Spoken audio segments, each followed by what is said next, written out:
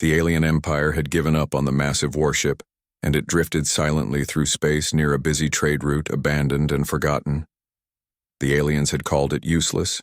They had stripped what little was valuable and tossed it away like broken trash. The ship was huge, larger than anything humans had ever built, but its systems were ruined, its weapons disabled, and its engines cracked open like a broken shell. The alien commanders who once commanded it had mocked their own engineers and left the ship floating as an embarrassment to their pride. They did not care who found it because to them it had no worth. Captain Alex Carter was a man who believed that nothing was truly useless. He captained a small human salvage ship with a loyal crew, and his eyes lit up when their scanners detected the derelict warship. Alex was in his late 30s, sharp-minded and stubborn. He had been raised in old shipyards where humans learned to fix broken machines with whatever tools and scraps they had at hand. His crew trusted his instincts even when they led them into strange situations. Nora was his second in command. She was quick with ideas and carried a sense of humor. Even when things looked hopeless, Daniel was the mechanic, strong and patient with machines and people alike. Chris was the youngest, a welder who always looked at old metal like it had stories to tell together. They made a small crew, but they shared a will to take risks that others avoided. When Alex saw the alien warship, he did not see junk. He saw a challenge. He saw something that could be more than what the aliens had believed. He leaned forward in his chair as the holographic image of the broken warship hovered above the console. The vessel was full of holes, its armor peeled and blackened by old battles. Its interior was a maze of collapsed corridors. But Alex smiled and said, "This is not useless. This is waiting for us to fix it."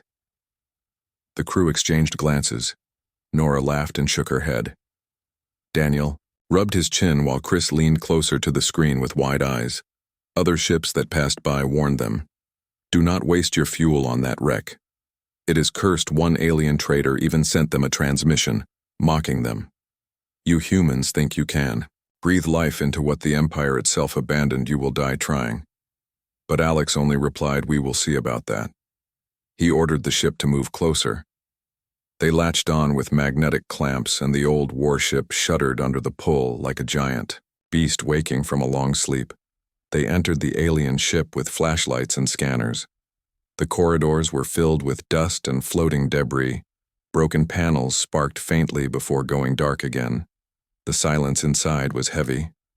Daniel whispered, "It feels like a tomb," Nora replied, "or maybe a treasure chest waiting for us to open." Chris touched the wall and said, "It is strange, even broken. It feels alive." Alex looked at the endless stretch of corridors and nodded. "The aliens might not want it, but we do," he said firmly. The deeper they went, the more damage they saw. Massive holes in the hull, long sections of wiring torn apart, control stations shattered beyond recognition, and reactors split open like cracked eggs. To the alien mind, it was finished beyond saving. Their technology was advanced but rigid. They built things to be perfect, and when perfection cracked, they threw it away. Humans were different. They had learned to survive with less. They had learned to use broken things in new ways. Alex told his crew, "Remember what we grew up with. Remember the ships patched with tape and steel plates. This is no different, just bigger." They walked into what used to be the command center. It was burned black. The chairs melted, the main screen shattered, the smell of ash still lingered. Alex looked at it not with despair but with determination. This was the heart of the beast, and he intended to make it beat again. He turned to his crew and said, "We start here." Nora scanned the consoles and laughed. "Half of this is fried, but not all of it." Daniel crouched to look under panels, nodding slowly. "We can reroute if we find surviving circuits." Chris ran his hand across the ruined floor and grinned. "I can weld plates over the holes and build new frames back on their salvage ship." They made plans to tow the derelict. It was slow work. The alien vessel was far too heavy. But they did not care every meter. They pulled it closer to the trade route. Every minute they dragged it toward human space. They felt the excitement grow. Word spread quickly through communication networks that a human salvage team was attempting the impossible. Some alien captains laughed when they heard others sneered, saying humans were fools, but a few stayed silent, watching with growing curiosity. In the nights when the crew rested, Alex would sit awake, staring at the image of the ship drifting behind them. He thought of the challenge and felt a strange thrill. This was more than salvage. It was proof. Proof that humans could see value where others saw none. Proof that the spirit of invention was stronger than arrogance. He whispered to himself. They tossed it away. But we will show them what we can do. Weeks passed as they struggled with towing. The ship, sometimes the clamps broke loose and they had to risk spacewalks to fix them. Sometimes their engines overheated from the strain. Daniel cursed under his breath as he worked day and night. But he never gave up. Nora kept spirits high by joking about how the aliens would faint if they saw humans dragging their trash across space. Chris sang old songs as he welded extra supports onto their clamps. Their bodies grew tired, their ship groaned under the weight, but their will stayed, unbroken. Finally, they reached a hidden human shipyard built in the shadow of an asteroid field. The old warship loomed like a giant corpse as they brought it in. Workers at the shipyard stopped what they were doing and stared. Some cheered, others muttered that Alex had lost his mind, but Alex only smiled and told his crew, "This is where it begins." They docked the alien warship, and the sound of metal grinding against metal echoed through the vast bay the alien ship had been tossed aside by its makers, but here in human hands it would find new purpose. That night, as they rested in their bunks, the crew talked softly. Chris asked, "Do you really think we can do it?" Daniel replied, "If anyone can, it is us." Nora stretched her arms and added, "We do not need it to be perfect, we just need it to work." Alex listened quietly, then said in a steady voice, "It will not just work. It will become something better." They closed their eyes and let the thought sink in the silence of the shipyard. The derelict warship floated, waiting for human hands to give it life once more. The alien warship rested in the hidden shipyard, and for many humans it looked like nothing more than a broken monster. Its hull was scarred, its bones cracked, its lights dark. But to Alex Carter and his crew, it was a treasure waiting to be uncovered. The next morning, after they had dragged the wreck into place, they stood together, staring at the towering mass of metal, and silence filled the bay. Nora crossed her arms and said, "So where do we start?" Daniel scratched his head and muttered, "Everywhere." Chris was smiling, his welding mask hanging from his belt like a badge of pride. Alex raised his chin and answered, "We start by walking inside again, but this time we go deeper. We need to know what can still breathe in there." They stepped through the airlock and into the ruined corridors again. Their flashlights cut across broken walls, sparks flickered from torn wires, and alien panels lay shattered across the floor. The silence felt heavy, but to them, it was a silence that promised secrets. Nora knelt beside a cracked console and tapped it lightly. She said, "It is like a puzzle waiting for the right hands." Daniel crouched nearby and tugged at some wires, mumbling that many of the power lines were fried, but some still carried a faint charge. Chris leaned against the wall and whispered, "I swear I can hear it, like it wants us to fix it." Alex looked at his crew with quiet pride and said, "Then we give it what it wants." As they moved deeper, they reached the engine rooms, the scale of the alien. Machinery made them stop in awe. Giant coils twisted into shattered frames. Reactors the size of towers split open with cables spilling out like veins. Daniel wiped sweat from his forehead and said to an alien, "This is death, but to a human, this is challenge." Alex put a hand on the cold alien reactor wall and smiled. They thought it was useless because it could not be perfect anymore. But perfection is not what we need. We just need it to work. Nora pointed to a set of fuel lines, cracked and useless, and she said, "I can reroute these if we find intact pipes." Daniel nodded. "I can graft human conduits into alien frames. It will not be pretty, but it will hold." Chris grinned. "I can weld whatever does not fit together." Alex replied, "Then that is what we do." They began mapping the entire warship, room by room, corridor by corridor. Days passed as they walked the husk-marking damaged sections with glowing paint. Alex kept records of which panels sparked to life under portable generators. Daniel took notes about reactors that still hummed faintly, and Nora traced power lines back toward half-dead cores. Chris fixed plates, just so they would not fall through gaps as they explored each day. They ended exhausted, and each night they returned to their bunks talking about what could be done. Nora said the aliens must have thought it easier to throw it away than try. Daniel laughed and answered, "Aliens never lived in rusting towns like ours." Chris added, or patched broken tractors with scrap. Alex listened and nodded and said, "That is why they will never understand us." Soon the news began to spread through human outposts. Traders who visited the hidden shipyard whispered of the crazy crew who wanted to fix alien garbage. Alien captains who passed through scoffed and called them fools. Some even came close just to stare at the huge dead warship floating in the bay. They mocked humans on open channels, claiming it was hopeless. One alien merchant jeered, "You cannot fix what was born broken." Alex only smiled and replied, "Broken is what humans fix best." Work began in earnest. Daniel crawled through tunnels, welding braces under collapsed corridors. Nora sat with multiple scanners trying to understand the alien logic behind energy flows. She laughed, sometimes saying their circuits look like art but not machines. Chris worked in clouds of sparks, repairing walls, patching holes, creating bridges between parts that never belonged together. Alex moved among them, guiding, encouraging, and pushing them to see not what was broken but what could be made new. Their hands grew blistered, their clothes soaked with sweat, but their eyes shone with stubborn light. One night, Nora was sitting on a crate staring at fragments of alien code. On her tablet, Alex sat beside her and asked, "What is it?" She replied, "They built it too perfect." Alex raised a brow. She continued, "Their design demands everything to work together flawlessly. If one part fails, the rest collapses." Alex smiled, then said, "Then we build it human style, with redundancy, with backup, with ugly fixes that keep it alive." Nora laughed softly. "Ugly fixes might be the human way, but they keep things moving." Daniel joined them, wiping grease from his face, and added, "Pretty or ugly, I just want to hear those engines hum again." Weeks turned into months. The shipyard filled with the sounds of hammers, drills, and welds. Humans came from other outposts, curious to help. Some stayed and offered hands and tools. Others only watched. But all of them carried the same amazement as they saw the broken alien warship slowly shift from corpse to body again. Pieces lit up, small sections of power, returned lights flickered on in corridors that had been dark for years. Chris shouted the first time an entire hallway glowed with light. He raised his hands and yelled, "See, it wants to live." Nora laughed and clapped. Daniel only shook his head with a wide grin.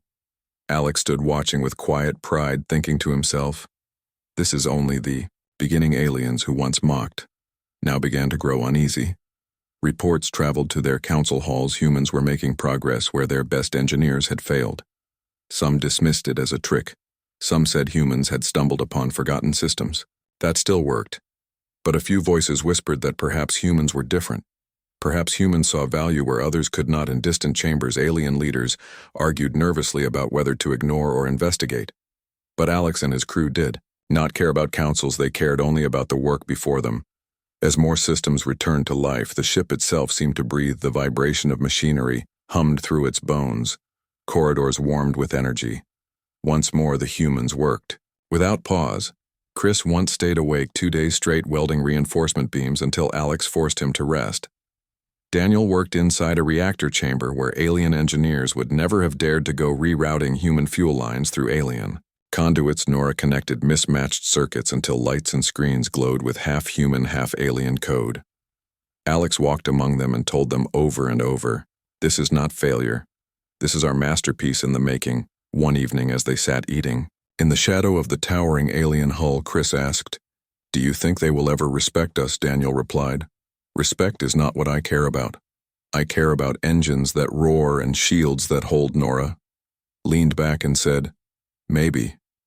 But I like the idea of them watching us and realizing they were wrong." Alex smiled and answered, "They already realize it. They just do not want to admit it."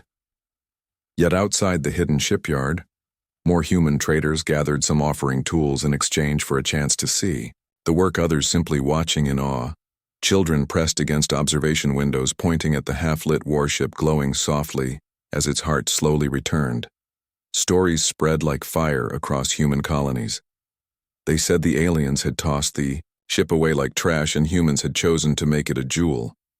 Alex listened to those words once whispered in the shipyard halls and nodded softly, thinking, "Yes, that is exactly what we are doing." The alien warship was no longer just a husk. It was becoming something new, not alien, not human, but a blend born of failure and determination. Each day it looked less like trash and more like promise. Alex stood at the edge of the dock one night alone, staring up at it, the lights of the ship flickering. Faintly above him, he whispered, "They will see. They will all see this is only the beginning." The work on the alien warship grew harder with each passing week, but the crew of Alex Carter did not slow down. Instead, they pushed themselves more and more, because they could see the ship slowly changing around them, and every small victory felt like a giant step toward something no human had ever done before. One morning, Daniel was deep inside one of the cracked reactors, his voice coming through the comms as he shouted, "I found a stable core. It is small, but it is alive." Alex leaned over the console, listening carefully, and replied, "Then keep it alive." Daniel Nora was on the other side of the ship, surrounded by alien code flowing across half-broken screens. Her fingers danced as she tried to merge human commands into alien systems. She muttered to herself, "They wrote this like art. I will rewrite it like survival." Chris, meanwhile, was hanging from the ceiling, welding plates together, sparks showering around him as he hummed an old tune. He laughed as his voice carried through, the comms saying, "Ugly but strong. That is the way we do it." And Alex walked among them, guiding them, encouraging them, reminding them of why they started this impossible task. The shipyard workers who once mocked them now stayed to help, or at least to watch more humans arrived every day. Some offered extra supplies, others came with old tools and patched equipment, saying maybe this will help. One boy, barely 16, asked to carry scrap metal just so he could say he touched the ship people. We're beginning to believe that this broken alien monster could truly live again. Alex felt the weight of their eyes, but he did not let it slow him. Instead, it fueled his resolve to prove that humans were not dreamers, chasing smoke, but builders, turning smoke into fire. Inside the engine bay, Daniel connected human fuel pumps to alien conduits. The pipes hissed steam and rattled, as if the ship itself resisted at first. But slowly the hum grew steady. Chris reinforced the walls around the bay, welding human steel across alien frames. Nora redirected power through her jury-rigged circuits until half the room glowed faint green. Alex stood by the control board and said, "Bring it together." Slowly, Daniel counted down and activated the pumps. The engine groaned, roared, then coughed into silence. For a moment, everyone froze. Then Chris slapped the metal with his gloved hand and shouted again. Daniel restarted it, and this time the engine screamed alive. The sound echoed through the corridors, vibrating the floor beneath their feet. The humans cheered and clapped. Daniel wiped his forehead with a greasy hand, grinning. We just made history. But the ship fought them at every step. One day, while Chris welded reinforcement on the hull, a surge burst through the conduits, throwing him back. Alex caught him just in time. Chris laughed through the pain and said, "See, it is testing us." Daniel cursed at the fried wiring, and Nora scrambled to shut down the flow. They fixed it. They always fixed it. No matter what the ship threw at them, humans patched it, bent it, changed it until it worked. Not perfect, not beautiful, but alive. Alex told them again and again. Perfection is for those who quit when it breaks. Survival is for those who make it. Word of their progress spread far beyond the hidden shipyard. Alien traders began to arrive, not with mockery this time, but with uneasy silence. They watched from their ships, their eyes wide at the sight of the once dead warship glowing with partial light systems flickering alive, corridors no longer dark. Some aliens refused to believe it. They whispered among themselves that humans must have found forgotten backup systems. Others said it was dangerous to let humans keep working, that such defiance would bring trouble in distant council halls. Alien leaders argued. One sneered, "Humans are nothing but scavengers." Another warned, "Scavengers who build something greater than us are not to be ignored." Back inside the ship, Alex pushed his crew further. They ate quickly. They slept little, but they never stopped. Chris welded floors until his hands shook. Nora cracked alien codes until her eyes blurred. Daniel crawled through machinery until his body ached, and Alex kept them steady, with his voice saying, "Each day we are closer. Each day we prove them wrong." One night as they sat eating, Nora said softly, "Do you think the aliens will ever admit they were wrong?" Daniel answered, "They will never admit it, but they will know." Chris grinned and added, I just want to see their faces when this beast takes flight again." Alex chuckled and replied, "You will." Slowly, the heart of the ship returned. Whole corridors glowed with light. The control center flickered alive. One console at a time, screens filled with alien symbols, but now with human layers added to them. The mix looked chaotic, but it worked. The crew cheered when the navigation system displayed a map for the first time in years. Nora shouted, "It listens to us." Alex looked at the screen and whispered, "Then let us guide it." The ship responded like a wounded giant rising from its knees. Step by step it became whole again. The more it grew alive, the more aliens gathered outside to watch their massive ships looming over. The hidden yard whispers filled the channels, calling the humans reckless, daring, foolish, but also dangerous. Some spoke in fear, saying, "If humans can do this with trash, what will they do with more others?" Suggested taking the ship back by force, but the humans never flinched inside the warship. They kept working, hammering, welding, coding, fixing one broken part after another until the masterpiece began to reveal itself. One evening, Chris lit the engines in sequence just for a test. The whole ship shook and roared. The asteroid field echoed with thunder, and human workers in the yard screamed in joy. Some cried. Some fell to their knees. Aliens who watched from afar turned their ships and fled, sending hurried messages to their leaders. Alex stood on the command deck as lights glowed around him and his crew cheered. He closed his eyes and said softly, "They called it useless. But it was waiting for us. It was waiting for humans to see what it could be." That night they gathered together, in the shadow of the ship, eating what little they had left. Chris asked, "Do you think it is ready?" Daniel shook his head. "Not yet, but close." Nora smiled and added, "Closer than any alien ever thought possible." Alex looked at them, his crew, tired, dirty, hungry, but proud, and said, "When it flies, it will not just be ready, it will be ours." And they all knew he was right. The ship, once tossed away as worthless, was becoming something more each day. It grew stronger. Each day it shone brighter, and soon the galaxy would witness what humans could create from what others abandoned. The old alien starship floated in silence above the empty orbit of a dead moon. And for years it had been seen as nothing more than a husk drifting in the void, and when the alien crew abandoned it, they believed it was useless and cursed, and they never thought any other race would ever touch it again. But then came the humans who did not see only broken metal.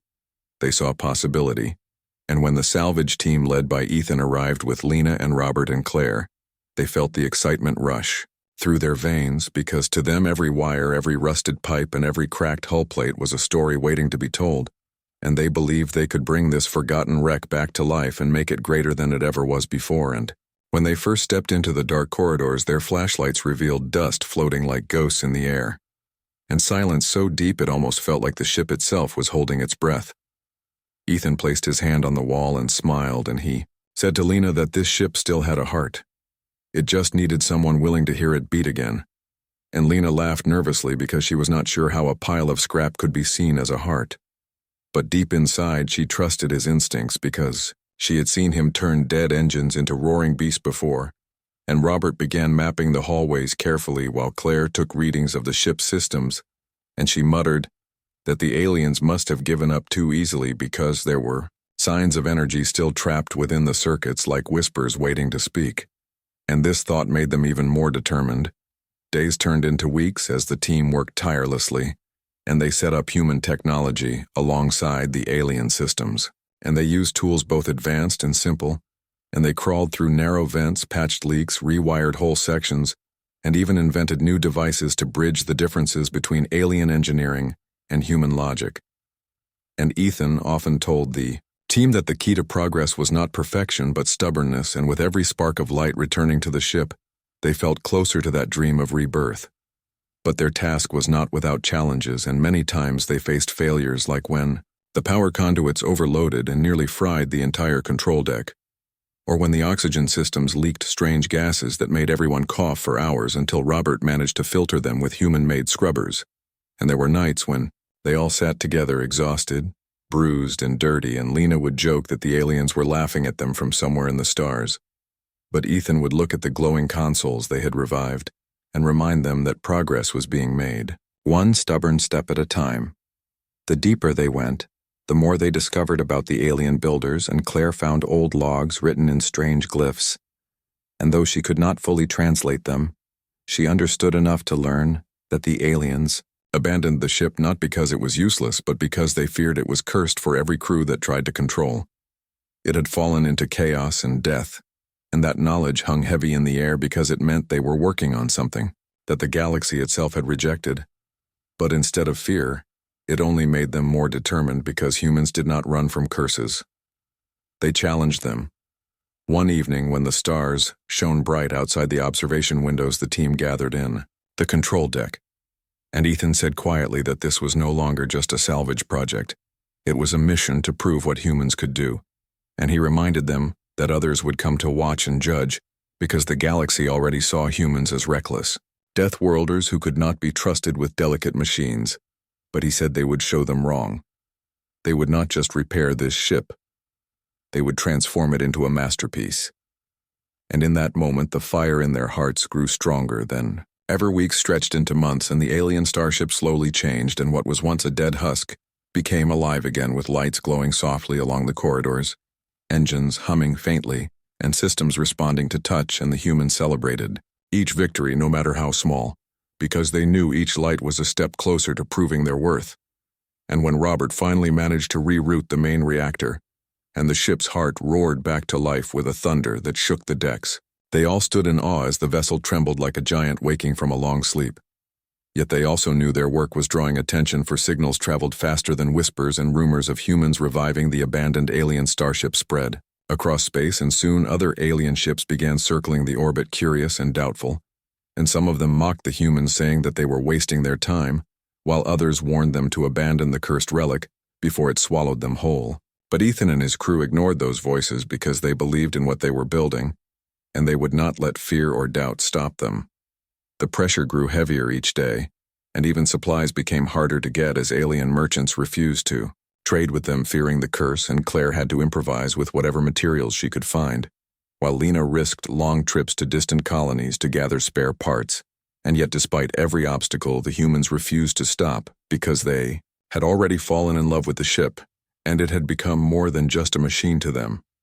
It was a dream, a statement, a proof that no curse, no abandonment, and no mockery could stop human will. One night, as the ship drifted silently while the stars glimmered outside, Ethan stood alone in the command seat and placed his hand once again on the console that now pulsed with light, and he whispered that soon the galaxy would see what humans could create out of what others threw away. And he knew that their journey was far from over, because reviving the ship was only the beginning. The real challenge would be when they would have to test it in the open void and prove that this masterpiece could not only live, but also fly stronger than it ever did before. The day finally came when the humans decided it was time to test the ship that had once been thrown away by the aliens, and they all gathered on the bridge as the faint hum of the reactor echoed through the halls, and Ethan stood at the front with his hand resting on the console, and he told the crew that this was not only a test of the ship, but also a test of themselves, and everyone nodded with nervous excitement, because they knew that months of blood, sweat, and stubbornness had led to this moment, and no matter the outcome, they had already proven something important to themselves and to each other. Claire sat at the navigation panel, her eyes fixed on the screens as the sensors lit up with streams of data, and she carefully read out the status of the engines and the systems while Lena worked at the controls making final adjustments, and Robert stood near the engineering station with a hand on the manual override in case something went wrong, and Ethan gave the order to bring the engines online, and for a moment, silence filled the bridge as if the whole galaxy was holding its breath. And then the ship shuddered and the engines roared to life with a power that shook the walls, and the entire vessel trembled as if waking from centuries of slumber. The lights across the corridors blazed to full brightness, and the sound of the engines grew steady like the heartbeat of a giant, and everyone looked at one another in awe, because they had done what the aliens never could. They had turned a dead husk into a living machine, and Claire announced that all systems were stable, and Robert grinned wide as he confirmed that the reactor was holding perfectly, and Lena clapped her hands together in joy while Ethan simply stood there smiling quietly because he knew this was only the beginning. They decided to take the ship on a short flight around the moon, and Claire plotted the course while Ethan gave the command, and the engines responded smoothly, as if the ship had been waiting for this moment, and slowly it moved forward, breaking free from its static orbit and gliding across the void, and the stars outside shifted in the windows as the ship stretched its wings for the first time in years. And the crew cheered as they felt the momentum carry them forward, and Lena whispered that it was like watching a fallen bird fly again. And Robert agreed, saying that this bird was not just flying, it was soaring. As the ship circled the moon, more alien vessels began to appear, keeping their distance but watching closely, and their transmissions filled the channels with disbelief and warnings, and some mocked the humans again, saying they would lose control soon, while others demanded they stop before they doomed themselves. But Ethan ordered the crew to ignore them and stay focused, and he reminded them that the galaxy was always quick to doubt humans until they saw the results with their own eyes. And so they continued their test flight with determination shining in their faces. The next challenge came when they decided to test the warp drive, which had been one of the most damaged systems when they first found the ship, and Claire hesitated before activating it, but Ethan placed his hand on her shoulder and told her to trust herself. And so she took a deep breath and engaged the system, and the ship shuddered violently for a moment. Alarms rang across the panels and sparks flew from the consoles, and Robert quickly slammed the manual override ready to shut everything down. But then the vibrations settled and the stars outside blurred into streaks of light as the ship entered warp space. The crew gasped as they saw the endless streams of light rushing past the windows, and Claire laughed with joy as she announced that the ship had stabilized in warp, and Lena hugged Robert tightly, while Ethan stood proud at the front of the bridge, watching the masterpiece come alive in ways even the aliens had never imagined. And for a brief moment, the galaxy felt small and full of promise, because they had proven not only that the ship could fly, but that it could reach beyond the limits it once knew. When they emerged from warp near a distant asteroid belt, the crew cheered loudly, and even Robert, who was usually the most cautious, admitted that this ship was now a true marvel. And they began to run more tests, scanning the asteroids, firing the small thrusters, maneuvering through the rocks, and each test brought more confidence and more proof that the humans had turned what was once useless into something powerful and extraordinary. But their celebration did not last long, because the alien vessels that had been watching from afar now moved closer, and one of them, a large warship, opened a channel and demanded that the humans surrender the vessel immediately, claiming that it was property of their people, and that humans had no right to claim it. And Ethan listened quietly, before calmly replying that the aliens abandoned it and left it to die. And humans did not steal it, they saved it and made it new. And he said clearly that they would not give it up to anyone. The alien warship threatened to open fire if they refused, and tension filled the bridge as the crew realized they might have to defend their masterpiece before they were even finished testing it. And Ethan told Robert to ready the shields, while Lena prepared the defensive systems, and Claire locked the navigation to evasive maneuvers, and though their hands trembled, they were not afraid, because they believed in their work and they believed in each other. The alien warship fired a warning shot that blazed past the hull and shook the decks, and Ethan gave the order to hold steady and not fire back, because he wanted to avoid bloodshed if possible. But when the second shot came closer, almost tearing into the ship's side, Robert shouted that they could not hold back forever, and Ethan nodded grimly and gave the command to activate the weapons systems, which had been one of the hardest things to repair but also one of the most powerful. The humans braced themselves as Lena brought the alien cannons online, and the ship glowed with energy that surged through the restored systems. And when the warship fired again, Ethan ordered Lena to return fire, and a blazing stream of light erupted from the cannon, striking the alien vessel directly, and the explosion shook the void with fury, and the enemy warship was thrown back, damaged and stunned, because they never believed the humans could bring the cursed ship back to such strength. The crew erupted in cheers, but Ethan kept them focused, reminding them that this was only the beginning, and they still had much to prove. And as the alien warship retreated, nursing its wounds, the other vessels slowly backed away as well, watching with awe and fear, because they now knew the humans had done the impossible, and the cursed wreck had become a masterpiece reborn in human hands. That night, when the ship drifted quietly among the stars, Ethan gathered his crew on the bridge and told them that they had proven something important. not only to the aliens but to themselves. They showed that humans could take what others abandoned and turn it into greatness, and that was what made them different from the rest of the galaxy. And as they looked out at the stars together, they all felt that this was only the beginning of a much greater journey, and their masterpiece had only just started to show its true potential. The alien warship that had been tossed aside by its creators now glided through the void as a living testament to human ingenuity and stubbornness. And Ethan looked at the consoles with quiet pride because every system that hummed alive under his crew's hands was proof that humans could see potential, where others saw none, and the crew felt it too. Lena smiled as she checked the shields, which held steady even under simulated attacks, and Robert monitored the engines, which purred with a strength the aliens had never imagined, and Claire ran diagnostics across the alien systems, blending human logic with alien circuits, and the results were astonishing. The ship was no longer a relic. It was a weapon, a carrier, a fortress, and a masterpiece, all in one. And as they floated among the stars, Ethan addressed his crew, saying, "This is more than we dreamed," and they all nodded, knowing he was right. They spent days running every test they could think of, from maneuvering in asteroid fields to simulating combat scenarios, and each time the ship responded perfectly with a speed and precision that surprised even the humans who built it. And the confidence in the crew grew as they realized the full potential of what they had created, and when they simulated attacks from multiple directions, the ship moved as if alive, responding to every threat automatically. And Ethan smiled, knowing that the humans had turned trash into triumph, and the galaxy would soon see the difference. Word of the ship spread faster than anyone could imagine across human colonies and alien systems alike, and whispers of disbelief traveled from the farthest reaches of space.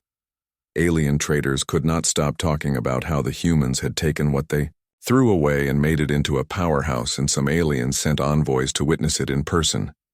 And when they saw it floating with lights blazing, systems glowing, and weapons online, they could not believe their eyes. And even the most arrogant commanders were forced to reconsider the underestimated humans who had dared to defy expectations and challenge pride and tradition. The humans decided to take the ship on its first deep space trial beyond the asteroid belt, and they plotted a course that would take them to a distant sector rumored to be under alien control. And the journey was filled with anticipation and tension as they tested the ship's endurance and systems, while drifting past stars and empty space, and each successful test brought a renewed sense of wonder and amazement at how far they had come. And Lena remarked that she had never believed any ship could feel so alive, and Robert added that it was like flying a creature born from steel and fire, and Claire said that the ship was learning from them and adapting to their touch, and Ethan only nodded, knowing that the bond between humans and this vessel had become unbreakable. As they approached the controlled sector, they were detected by alien patrols, and transmissions immediately reached the human crew, warning them to turn back or face destruction. And Ethan listened carefully and calmly responded that they were not intruding. They were testing what humans could achieve, and that the ship belonged to those who revived it. And the alien commanders laughed at first, thinking the humans were foolish, until the humans demonstrated their maneuvering speed and defensive power. And suddenly the alien fleets paused, realizing that this was no ordinary human ship, but a vessel unlike anything the galaxy had seen. A confrontation became inevitable as a large alien force attempted to intercept them, and Ethan ordered the crew to prepare for battle, but emphasized restraint. They would defend the ship, but avoid unnecessary casualties, and the humans quickly activated the advanced systems they had installed, creating shields and adaptive weapon patterns, and the alien fleet fired first, hitting with concentrated blasts that shook the hull, but the ship held and returned fire with precision that no alien engineer had ever expected. And the battle began with energy, flashing across the void and corridors trembling under the strain of power surges, and every member of the crew worked seamlessly together, guided by experience, determination, and trust. During the battle, the alien vessels attempted to outmaneuver them, but the ship responded like a living entity, anticipating movements and adjusting shields and engines in real time. And when a large cruiser attempted to ram them, Ethan instructed Claire to target its weak points, and Lena brought the cannons to bear. And with a single coordinated strike, they disabled its engines, leaving it drifting helpless, and the rest of the fleet, shocked by the human skill and the power of the resurrected starship, hesitated and eventually retreated, realizing they had underestimated the humans and their creativity and persistence, and the story of the impossible human feat began to spread among the stars. After the battle, the crew gathered on the bridge exhausted but triumphant, and Ethan addressed them with pride, telling them that they had not only proven the ship's capabilities, but also shown that humans could transform what was abandoned into something greater than ever imagined. And Claire smiled, saying the ship feels different now, as if it knows it has fulfilled its purpose. And Robert nodded and added that no alien ship can match what humans can create when they refuse to give up. And Lena laughed, saying maybe now the galaxy will stop calling humans reckless for at least a while. And Ethan nodded and replied, "They will remember, even if they never admit it." In the months that followed, the humans continued to upgrade the ship, making it faster, stronger, more resilient, blending alien technology with human innovation, and everywhere they went, they inspired awe and fear and admiration. And as humans piloted the vessel through star systems that once mocked them, it became clear that nothing discarded by others could be dismissed by humans, because they could see value where others saw failure. And the ship itself became a symbol of human resilience, creativity, and determination. And all across Space Stories, we're told of how the humans turned a tossed-aside relic into a masterpiece capable of confronting fleets and surviving battles that would have destroyed any other ship. Finally, one night as the stars shone brightly outside the observation deck, Ethan looked at his crew and said quietly that they had done something no one else could have done, and that their masterpiece was proof that humans would never be stopped when they set their minds to a challenge. And the crew stood together in silence, looking at the glowing corridors and humming engines, knowing that they had not only changed a ship, but had changed how the galaxy would see humanity forever. And the alien starship that was once useless now floated among the stars as a living testament to the indomitable human spirit and the promise of what could be achieved when determination, courage, and imagination joined forces.